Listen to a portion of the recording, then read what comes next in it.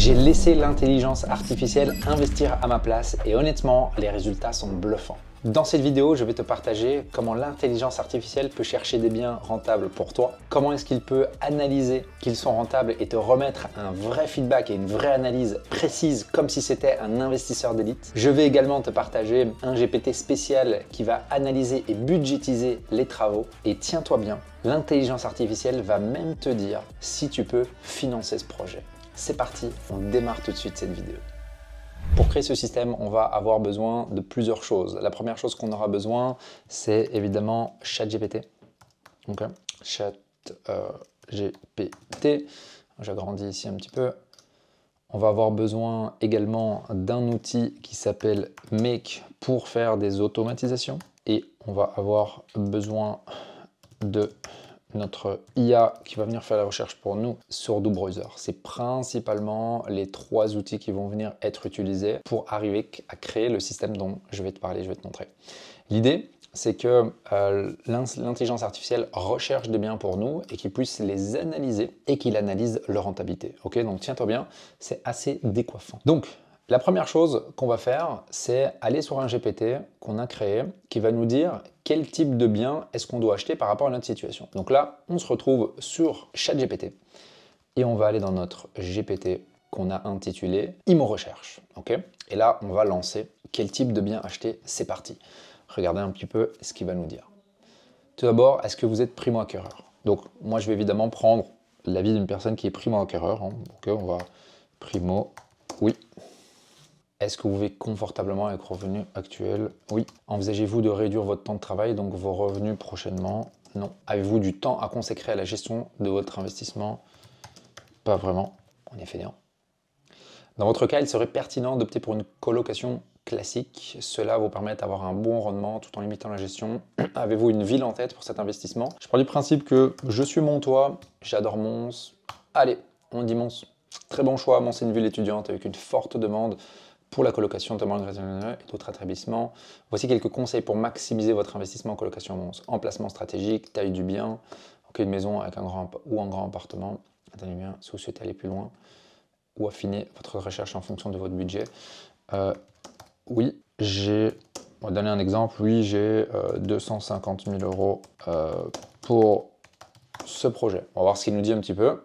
Mais là, c'est déjà bien, hein. Franchement, il nous dit, donc par rapport à notre situation, lui, il nous propose du coup une colocation à Mons, un emplacement stratégique, taille du bien, donc il nous donne 3-5 chambres, état du bien, des rénovations, réglementation, alright, ok. Donc, avec un budget de 250, vous avez une bonne marge de manœuvre pour un investissement en colocation à Mons, type de bien accessible dans votre budget, maison 4 à 6 chambres, appartement spacieux, possibilité d'acheter un bien avec des petits travaux. Rendement entendu, voilà, il nous projette déjà vers une projection, rentabilité brute visée, loyer moyen par chambre. Prochaines étapes, définir votre zone préférée, consulter des annonces à visiter, évaluer les travaux éventuels, vérifier la réglementation, etc. Ok, cool. On va le challenger un peu. Quelle superficie me conseilles-tu de viser? Quelle fourchette de prix? Voilà, on va affiner un petit peu, on va voir ce qu'il nous dit. Superficie idéale. Donc il nous propose 120 à 180 mètres carrés, permettant d'avoir 4 à 6 chambres. Alors attention ici, 6 chambres, on sort de la législation du Airbnb, puisqu'on sur un Airbnb, on veut du 4 chambres maximum. Appartement 100 à 140 mètres carrés, 3-4 chambres, ça c'est bien. Taille des chambres, 12 à 16, ça c'est top. Espace commun, salon, une cuisine spacieux, parfait, parfait, parfait, parfait. Donc là, il nous donne des fourchettes de prix, c'est top. Conseil clé si vous êtes prêt à gérer des petits travaux. Ok, top. Souhaitez-vous que je vous conseille des quartiers? Bah oui, on va dire oui. Allez, qu'est-ce qu'il va nous proposer? Les meilleurs quartiers pour une colocation en Mons. Maximiser, centre-ville, grand place, proche des commerces, prix moyen. Putain, ça c'est canon ça. Et ça c'est vraiment top parce que là il est en train de nous dire littéralement quels sont les quartiers et par rapport à leur prix, ça c'est vraiment très très très intéressant. Mon conseil, si vous voulez maximiser la demande de quartier, privilégiez le centre-ville ou le quartier universitaire, la plus grande à bon prix, Nimi ou Couez. Avez-vous une préférence dans ces quartiers? Ok, cool, je pense qu'on a compris. Ici, cette première étape, ici c'était de se dire, ok, quel type de bien est-ce qu'on va acheter? Ici, ben, on a compris qu'on va venir acheter un bien à Mons. Ok, on va mettre qu'on cherche une maison, comme il nous l'a conseillé. On va venir mettre également, il nous a dit quoi en termes de superficie? Superficie idéale, donc 120 à 180 mètres carrés. On va mettre ça. 120, 180 mètres carrés. Et that's good pour le moment. Ok, on va laisser ça comme ça, on va pas trop affiner. Ça, c'est la recherche qu'on veut faire. Ok, guys? Petite pause avant que tu reprennes à regarder la vidéo, juste pour te dire qu'en description, je te partage ma méthodologie en 3 étapes qui m'a permis de créer mes premiers 10 000 € de loyer.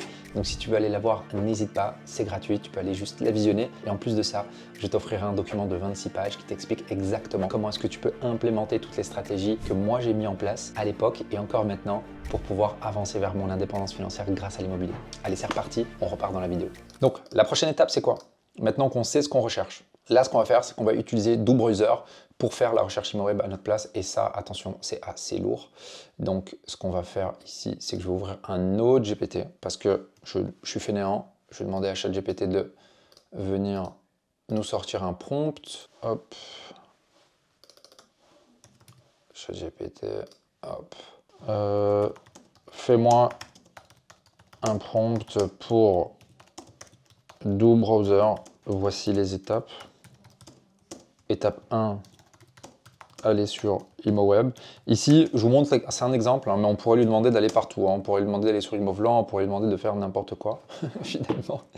Et franchement, accrochez-vous bien, là, ça va décoiffer. Vous n'êtes pas prêt de voir ce que vous allez voir. DoBrowser va littéralement faire le travail pour nous. Allez sur ImmoWeb, recherchez une maison à Mons. Je vais quand même lui dire Belgique. On ne sait jamais, on va être précis. Superficie de 120 à 180 mètres carrés.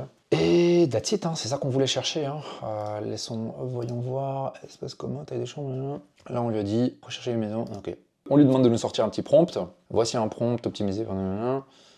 Ok.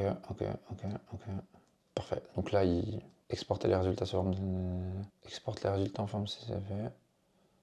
Non, ça on n'a pas besoin. On va garder ici. On va exporter les résultats, applique les filtres et affiche les résultats. Ok, on va s'arrêter là, non? On va faire ça. Tac. On va faire un CTRL-K, on va activer notre DoBrowser, je lui mets le prompt, CTRL-V, c'est parti. Je ne fais plus rien. Vous voyez mes mains? Et là, il est sur ImmoWeb. On va voir. Donc là, ici, il est en train de mettre succès. Il navigue sur ImmoWeb. Là, il met une nouvelle recherche, il met succès. Mes mains sont là. Là, il rentre la localisation. On ne le voit pas ici, mais il a rentré la localisation Mons. Ici, il va mettre les prix. What's the data rate minimum maximum? On va voir s'il l'a capté. Sinon, je dois lui remettre. Minimum et maximum. Ok, donc là, il me le demande quand même. Il n'a pas capté. Ah, je ne lui ai pas donné le prix. Ok, dans le prompt. Dans le prompt, on ne lui a pas donné le prix, donc j'aurais dû mettre le prix. Si on l'aurait mis, il l'aurait fait directement. Donc, ce que nous proposait ici, notre prompt ici, c'était quoi? Ok, on va mettre le prix, donc on va mettre ici prix minimum. On va mettre 160 000. Ok. Et prix maximum, donc là c'est moi qui ai le mal prompté. On va mettre 250 000. Tac, on lance. Donc si on l'aurait mis, il aurait fait la recherche directement. Si c'est ma faute, mais là regardez, vous voyez, mes mains sont ici. Et il vient rentrer les informations. Il met le maximum. Il valide. Donc là, il va rechercher. Success. Critères. Donc là, il va dans les critères. Qu'est-ce qu'il va rajouter? Recherche avancée. Mes mains sont toujours là. Hein. C'est toujours l'IA qui travaille. Donc il remet bien Mons ici. Ah, il vient mettre les superficies. Cool. Il vient mettre les superficies. On lui avait dit 120 à 180 mètres carrés. Qu'est-ce qu'il va nous faire ici? Donc là, quand il a mis Mons, ça n'a pas pris. Donc là, il remet Mons Belgique. À mon avis, au niveau du prompt, comme il y a Belgique, il ne le prend pas. Donc j'aurais dû mettre, à mon avis, Mons uniquement. Si j'aurais mis Mons, il est... Voilà. Là, il nous dit, OK, j'ai appliqué et tout est good. OK. Donc nous, ce qu'on aurait dû faire... Donc, voilà, c'est de l'intelligence artificielle, il faut connaître l'outil. Même moi, je démarre avec l'outil, évidemment, mais on n'aurait pas dû mettre Belgique dans le prompt et il nous aurait mis Mons directement.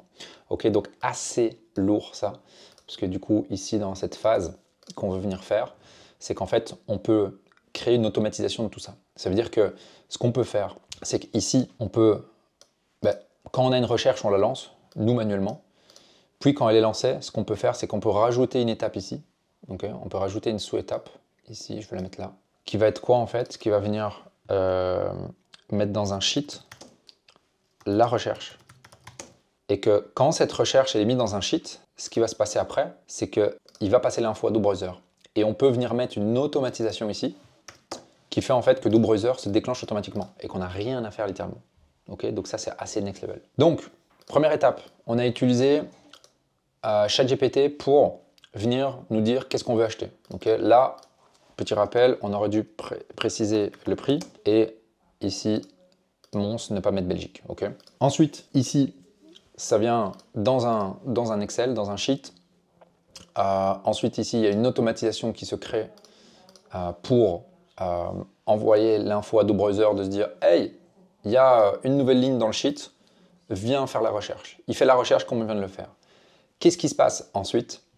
C'est que DoBrowser va venir nous extraire, ça je vous montre ici, dans un Excel, comme celui-ci, toutes les annonces. Okay, donc ici c'est un exemple, okay, toutes les annonces, et là il y a toutes les annonces, etc. Donc ça c'est la prochaine étape qu'il faut faire, c'est venir extraire toutes les annonces.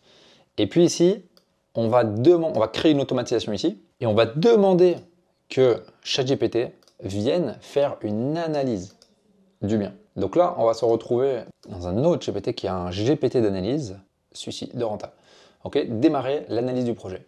Et là, ce qu'on va faire, c'est qu'à nouveau, on va automatiser toutes les choses, d'accord? Ça veut dire que dès que on a une nouvelle ligne là-dedans, on va créer une automatisation ici qui dit un trigger qui dit dès que tu as une nouvelle ligne là, tu vas venir me faire une analyse de ce bien. Ok? Donc ici, il y a une nouvelle ligne qui se crée. Je dirais ici, si je monte la dernière, hey, il y a un nouveau bien qui a été mis ici, tu dois me faire une analyse. Ok?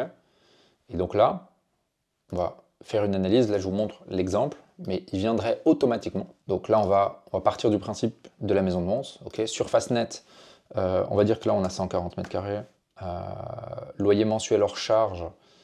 Ici, mais nous, sur une maison de 4 chambres, on sait qu'on va louer 400 x 4, donc on va dire 1600 € de loyer. Et vacances locatives, on va dire, vacances locatives, on est bon investisseur, 0%. Okay, donc là, il prend d'abord les revenus locatifs. Okay, donc là, il fait le loyer annuel.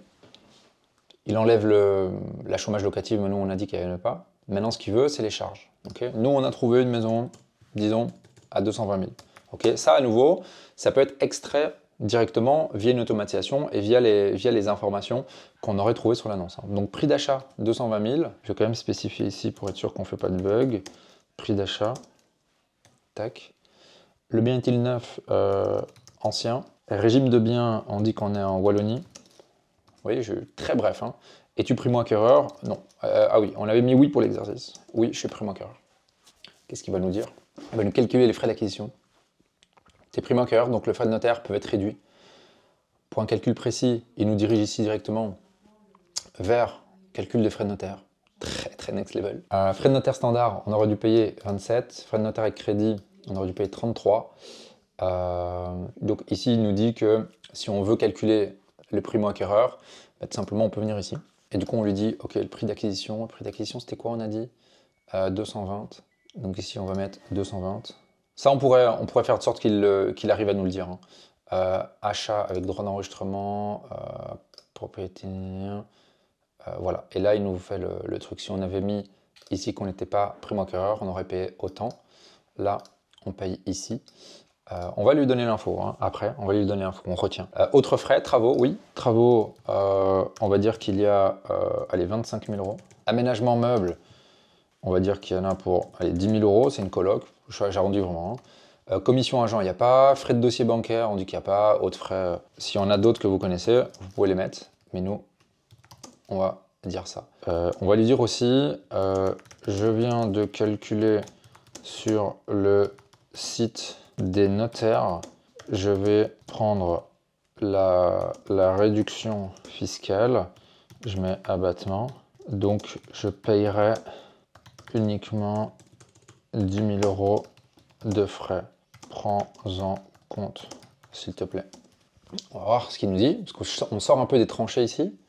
Super, merci pour la précision sur l'abattement, je prends compte de 10 000 € de frais de notaire. Cool. Donc, frais d'acquisition, de 220 000, frais de notaire, avec abattement 10 000, travaux 25, meubles 10 000. Donc il prend tout. Okay. Total frais d'achat, donc c'est ça, puis ça, puis ça, nickel. Total investissement, 265. Prix au mètre carré, frais inclus, il nous fait un prix au mètre carré. Okay, donc très très très stylé. On est maintenant prêt pour les charges annuelles. Alors, entretien 5%, charge de copro, 0 €. Parce que, allez, on va mettre, donc c'est quoi? C'est annuel. On va mettre qu'on a de frais de ménage de voilà, 100 € par an. 100 € par an. Assurance propriétaire. Assurance, on va dire qu'on a une assurance de 500 € par an. Frais de gestion locative, pas de frais de gestion. Assurance loyer impayé. Et voilà, je mets pas d'autres charges. Boum, on envoie. Voici le calcul des charges annuelles. Donc, il nous fait un résumé des charges. Hein. Entretien. Très très bon. Hein. Il vient prendre le loyer et il fait 5% du loyer annuel sur l'entretien. Charge de copropriété 100. Ok. Financement. Montant de l'emprunt. Donc là, il a besoin évidemment du financement. Tout ou partie de l'achat. Montant emprunté. On va dire qu'on a un crédit à 90%. 90% de l'achat. Durée du prêt. 25 ans. Taux 3,5. À l'heure où je vous fais cette vidéo, c'est un taux traditionnel. Taux assurance emprunteur, pas. Si tu connais taux assurance emprunteur, pas. Ah oui, il parle de l'assurance sur étendue, donc voilà, on met pas. Il va prendre un 0,3, ce qui est la norme. Parfait, je vais maintenant calculer tes mensualités de prêt, voir comment ça impacte ton cash flow. Calcul financement, donc 90% de 220, ça fait qu'on finance 198 000. Donc là, il vient de faire la mensualité du prêt. Donc il dit que à 3,5 sur 25 ans, tu vas payer 992. On aura une prime d'assurance sur le restant de 50 € par mois. Donc ça veut dire que prêt plus assurance, tu as 1042. Étape 5, résultat et rentabilité. Donc sans frais d'achat, donc sans les frais de notaire, on est à 8,73. Frais de notaire compris, on est à 8,35. Avec tous les frais, on est à un projet à 7,24 de rentabilité. Donc il fait le loyer moins le projet. Et là, il te donne les 3 possibilités. Cash flow, on fait le revenu locatif. Charge annuelle, hop, mensualité, donc il fait le calcul. Le revenu, moins le prêt, ok, et les charges annuelles, 428. Conclusion, optimisation. Rentabilité correcte, cash flow positif. Si tu veux améliorer encore ton rendement, augmenter légèrement le loyer. Négocier un meilleur taux. Qu'en penses-tu? À toi de Next level. Donc là, il nous sort son analyse. Tout ça, on peut lui faire de sorte qu'il fait automatiquement. Ok, on lui donne les infos et on peut faire de sorte que ce GPT se prompte automatiquement. On peut ici demander qu'il nous génère en automatisation sur un Google Doc cette analyse. Donc finalement, cette fin d'analyse ici, okay, ou toute l'analyse. Hein, on peut lui dire tout simplement de copier toute l'analyse et nous le mettre dans un Google Doc qui viendrait se mettre dans l'Excel. Donc il y aurait un lien ici par exemple, lien analyse GPT, et là on cliquerait ici sur un Google Doc directement dans un Drive. Ça c'est incroyable. Et ensuite, en fait, tout simplement l'organiser vite, parce que imagine que tu as un Excel qui serait comme ceci, où on aurait uniquement les biens rentables. Tu vois, on pourrait lui dire, on pourrait rajouter une étape ici qui est de filtrer les biens à plus de 8% brut annuel. On rajouterait un filtre dans une automatisation et on lui demanderait du coup de faire un nettoyage de l'Excel avec uniquement ces biens-là. Ok. Et puis, nous, on aurait un Excel où juste, on aurait une série d'annonces comme ça avec des biens qui sont rentables ou qui pourraient être rentables. Parce qu'il pourrait tomber sur des biens qui sont moins rentables et qui pourraient nous dire « Hey, regarde, tu dois négocier », parce qu'ici, dans ce qu'il nous a dit, il dit « Voilà, là, ce que tu dois faire, tu dois augmenter le loyer ou tu dois négocier un meilleur taux. » Mais peut-être que sur un autre bien, il va nous dire « Hey, essaye de négocier le prix à tel montant. En faisant ça, tu vas pouvoir arriver à atteindre ce que tu veux. » Ça, guys, si vous voulez être un investisseur d'élite, en mettant en place un système comme ceci, vous allez littéralement être au-dessus de la masse. Pourquoi? Parce que en fait, il faut comprendre qu'aujourd'hui, l'intelligence artificielle, elle nous permet d'accélérer des choses qu'on veut faire, faciliter notre vie. Et en fait, aujourd'hui, on est dans une entreprise, dans une société, dans un monde de vitesse. Tout doit se faire de plus en plus rapide, tout doit se faire de plus en plus facilement. Et l'intelligence artificielle, comme on vient de le voir, va nous permettre, nous, investisseurs d'élite, de passer au-dessus des autres parce qu'on a mis en place des systèmes d'automatisation et d'intelligence artificielle qui vont venir accélérer et faciliter notre travail. La majorité des gens doivent faire ce qu'on vient de voir, de manière humaine, avec son temps et son énergie. Mais un humain qui travaille normalement a peut-être 2 à 3, 4 heures, 5 heures de son temps par semaine à faire ça. Imaginez que vous avez un système d'intelligence artificielle et d'automatisation qui fait ça tous les jours pour vous. Et que vous, à la fin, vous avez juste un listing avec des biens qui sont déjà rentables ou sur lesquels vous pouvez aller chercher des bonnes rentabilités. Vous n'avez plus qu'à aller en visite et ne plus faire tout ce travail de recherche et d'analyse en amont. Ça, c'est littéralement next level. Alors guys, avant de vous quitter sur cette vidéo, j'ai une dernière chose à vous dire, c'est qu'il y a un système qui peut vous permettre de démarcher des agents immobiliers en automatique. Si vous êtes intéressé à connaître ce système, mettez-moi dans les commentaires système et je vous préparerai une vidéo d'automatisation et d'intelligence artificielle qui peut vous permettre de ne plus démarcher vos agents immobiliers et de vous mettre à disposition un outil d'intelligence artificielle qui va venir, un agent setter qui va venir parler à votre place avec ces agents immobiliers. Je vais vous expliquer dans cette vidéo comment est-ce que vous pouvez arriver à trouver les contacts des agents immobiliers les plus intéressants et arriver à parler en automatisation via une intelligence artificielle avec eux. Si vous êtes intéressé là-dessus, n'hésitez pas à me mettre système juste en dessous de la vidéo YouTube et je me ferai un grand plaisir de vous faire du coup une vidéo numéro 2 sur l'intelligence artificielle, l'automatisation pour accélérer vos résultats dans l'investissement immobilier.